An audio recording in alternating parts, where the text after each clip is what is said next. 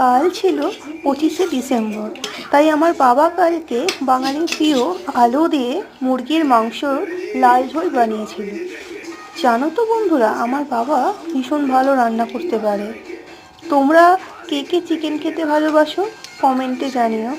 আর আমি এই চ্যানেলটি জানো তো নতুন খুলেছি, তোমরা আমার চ্যানেলটিকে সাবস্ক্রাইব করে দিও আর আমার পাশে থেকো। আর ভিডিওটি ভালো লাগলে লাইক, শেয়ার আর কমেন্ট করো। Thank you.